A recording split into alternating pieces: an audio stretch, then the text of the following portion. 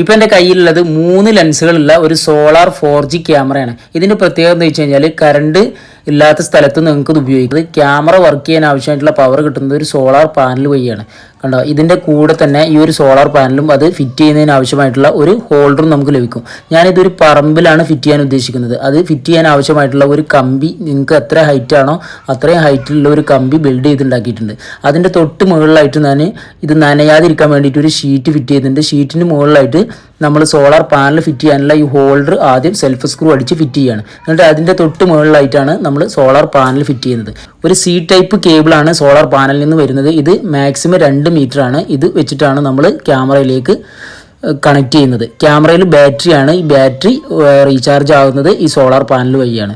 ഇനി നിങ്ങൾക്ക് അവൈലബിൾ ആയിട്ടുള്ള നെറ്റ്വർക്ക് ഏതാണോ അതിലൊരു ഡാറ്റ പാക്ക് കയറ്റിയതിന് ശേഷം നിങ്ങൾ ഇതിൽ ഉപയോഗിക്കുകയാണെങ്കിൽ 4G സിം ഉപയോഗിക്കുകയാണെങ്കിൽ നിങ്ങൾക്ക് ലോകത്ത് എവിടെ നിന്നിട്ടും ഇതിലുള്ള വിഷ്വൽ നിങ്ങൾക്ക് കാണാൻ പറ്റും. 2 ഫിക്സഡ് ക്യാമറയും അതേപോലെ തന്നെ നടുവിലായിട്ട് നിങ്ങൾക്ക് 360 റൊട്ടേറ്റ് ചെയ്യിപ്പിക്കാൻ പറ്റുന്ന ഒരു ക്യാമറയാണ്. V380 Pro എന്നുള്ള ആപ്ലിക്കേഷൻ ഉപയോഗിച്ചിട്ടാണ് ഇതിലെ വിഷ്വൽ നമ്മൾ മൊബൈലിലേക്ക് കാണുന്നത്.